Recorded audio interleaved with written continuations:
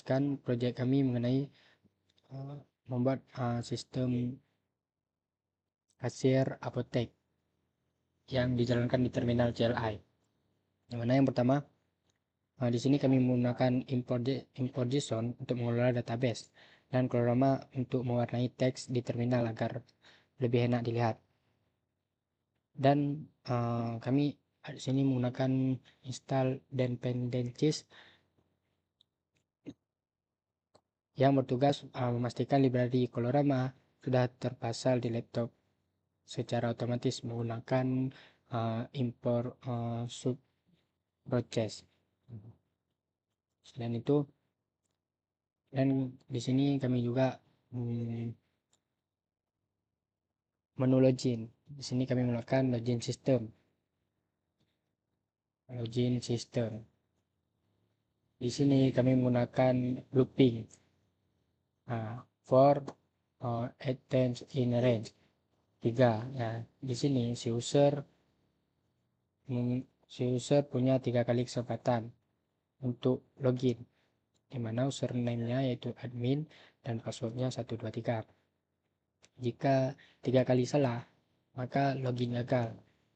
Jika benar, kita diizinkan masuk ke menu utama.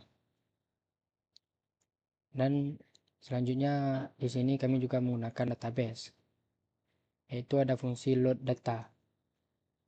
Load data, yang mana kami menggunakan JSON untuk mengambil data dari file data apotek JSON ini dan menyimpannya ke dalam variabel save agar bisa diolah oleh fungsi lainnya. Selanjutnya kita akan masuk menu obat.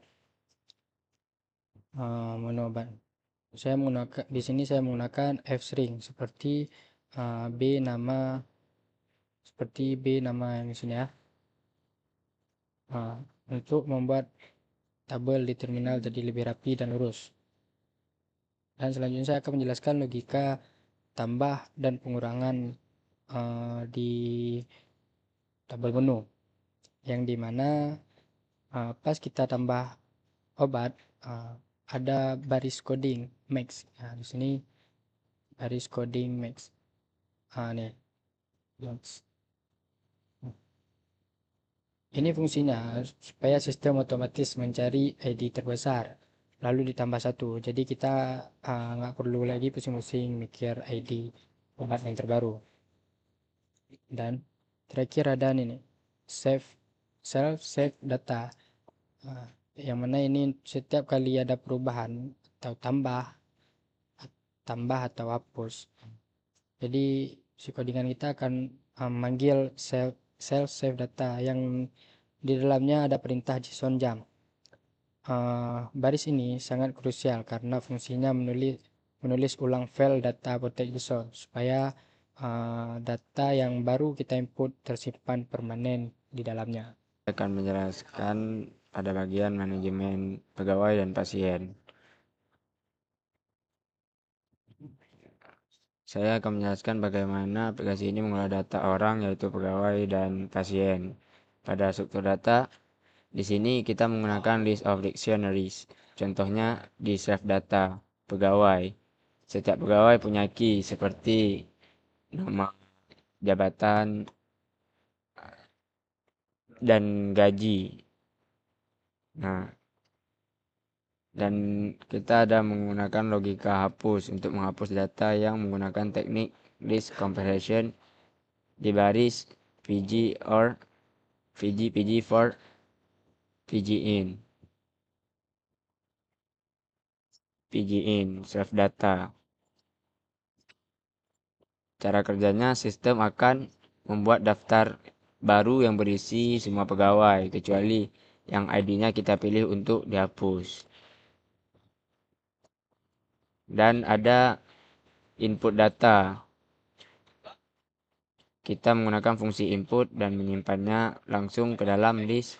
Untuk data sensitif seperti gaji, saya menggunakan int input agar data yang masuk benar-benar berupa angka sehingga tidak terjadi error saat perhitungan nanti. Dan ada transaksi kasir dan laporan.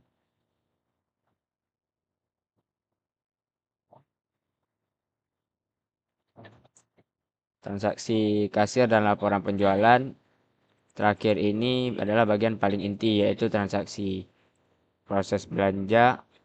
Di fungsi transaksi kasir, sistem mencari obat menggunakan next B for day in. If string B ID sama dengan IDX jika ketemu. Codingan akan mengecek apakah kuantiti kurang dari sama dengan obat atau stok. Kalau stok aman, transaksi lanjut. Kalau tidak, akan muncul pesan stok kurang. Dan ada fitur update stok. Perhatikan baris obat stok sama dengan kuantiti. Ini adalah logika pengurangan stok otomatis secara real time saat pembayaran berhasil. Dan laporan riwayat. Di fungsi laporan penjualan, kita melakukan looping pada self data transaksi. Saya menggunakan enumerate 1 untuk memberikan nomor urut pada nota secara otomatis. Program akan menjumlahkan semua tiget atau total ke dalam variabel 0 total omset untuk menampilkan pendapatan total di akhir laporan. Di sini kita bisa melihat kita disuruh login. Nah, di sini saya username saya kasih admin dan passwordnya saya kasih 123. Nah, langsung masuk ke dalam menu utama. Di menu utama kita di sini dikasih beberapa pilihan, ada 5 pilihan ada 6 pilihan yang tersedia di sini. Pilihan pertama di sini ada manajemen obat. Coba kita ketik 1 untuk masuk ke manajemen obat. Di manajemen obat kita bisa melihat di sini apa aja obat yang tersedia untuk dijual.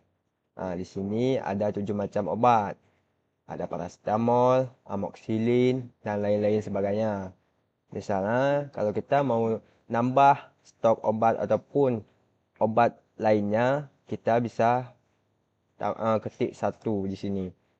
1, habis itu misalnya nama obatnya Paramex. Kita kasih harga berapa, misalnya 5.000. Nah, berapa stok yang kita jual, misalnya ada 50. Nah, di sini ada kategorinya bebas apa resep dokter. Di sini untuk obatnya kita kasih bebas. Nah, di sini langsung tambah 1. Jadi di urutan ke-8 ini ada obat yang kita jual tadi Paramex dengan harga 5.000 dengan stok 50. Nah, kalau misalnya obatnya mau kita hapus, di sini kita ketik 2. Nah, masukkan ID-nya di sini kita lihat. Misalnya kita mau hapus Paramex, kita ketik 8. Nah, itu. Dan kita ketik 0 untuk kembali. Kita coba untuk masuk ke menu manajemen pegawai. Ketik 2. Nah, di sini pegawainya ada 4, ada Afkar, Muhe, Aufa, Anur. Dan di sini sudah ada ditulis gaji-gaji dan jabatan pegawai-pegawai tersebut. Misalnya Afkar sebagai apoteker dengan gaji 10 juta sekian-sekian. Misalnya di apoteker tersebut ada penambahan pegawai, kita juga bisa ketik 1, habis itu kita tambahkan. Saya coba di sini ketik 1. Nah, misalnya nama pegawai Yanto. Jabatannya sebagai apa? Apakah dia sebagai apoteker atau cuma sebagai pegawai? Misalnya di sini pegawai. Berapa kita kasih gaji? Misalnya 7 juta. Di sini langsung ada pegawai baru di daftar data pegawai, yaitu Yanto dengan jabatan sebagai pegawai dan gajinya 7 juta. Kalau misalnya pegawai di sini sudah keluar dari pekerjaannya di apotek sehat digital ini, maka kita bisa menghapus dengan mengetik 2, yaitu masukkan ID pegawai. Di sini ID-nya 5. Ketik 5, enter, dan di sini sudah terhapus namanya. Jadi pegawai yang sebelumnya ditambahkan sudah tidak ada lagi di daftar data pegawai.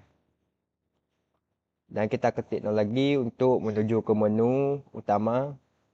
Di sini kita masuk ke menu ketiga, yaitu menu manajemen pasien, dengan kita ketik 3. Di sini pasien-pasien yang sudah datang ke apotek dengan data pasiennya ada 3 orang. Di sini ada namanya Hasan, Fadil, dan Bu Lala. Dan ada nomor teleponnya, sama seperti yang tadi. Untuk kita menambah pasien, kita ketik 1.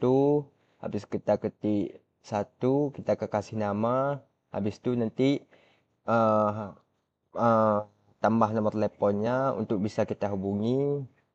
Lalu langsung tambah sendiri di sini nanti di bawah dengan ID seterusnya. Di menu ketiga yaitu ada data pasien atau pelanggan. Di sini ada nama pasien, Hasan, Fadil, Bu Lala beserta nomor teleponnya untuk bisa kita hubungi dengan ID sesuai antrian. Kalau misalnya kita mau nambah pasien, yaitu dengan ketik 1 sama seperti tadi. Habis itu masukin nama pasien, habis itu nomor telepon yang bisa dihubungi, lalu kita enter. Nanti akan menambahkan nama pasien di sini dan ID-nya sesuai antrian di sini. Untuk hapus sama seperti sebelumnya, kita ketik 2, habis itu kita ketik ID antriannya, lalu enter, langsung terhapus otomatis. Kita ketik 0 lagi untuk menu selanjutnya, yaitu menu transaksi kasir. Kita ketik 4. Di sini untuk kepada pasien, untuk transaksinya di sini pasien bisa melihat ada paracetamol dengan harga 5.000 dan stok 91.000. Untuk pasien bisa mengambil obat, untuk membeli, pasien harus mengetik ID obat-obat ini tersebut. Misalnya paracetamol ada di ID nomor 1. Kita ketik 1. Habis itu berapa dia ingin beli. Misalnya 3. Misalnya pasien lagi ada mau beli vitamin C. Vitamin C di sini ada di ID yang keempat. Kita ketik 4. Lalu kita lanjut berapa dia mau beli, yaitu misalnya 2. Kalau misalnya pasien sudah cukup dengan apa yang perlu dia beli, ketik 0 untuk pembayaran. Di sini totalnya 39.000. Dan pasien kasih uang misalnya 50.000. Di sini langsung terbuat struk pembayaran, yaitu total semuanya 39.000 dan kembaliannya 19.000 dari uang tunai 50.000. Dan selanjutnya ada menu laporan penjualan, yaitu di 5, kita ketik 5, dan ini semua laporan penjualan dalam bulan ini. Dan kita di sini bisa melihat berapa pasien yang sudah transaksi di sini dan total seluruh omset yang sudah kita dapatkan. Kita enter dulu untuk menuju menu utama, dan untuk logout akun ini kita ketik 0, dan kita sudah logout dari web ini. Sekian dari kelompok 3. Terima kasih semuanya. Assalamualaikum warahmatullahi wabarakatuh.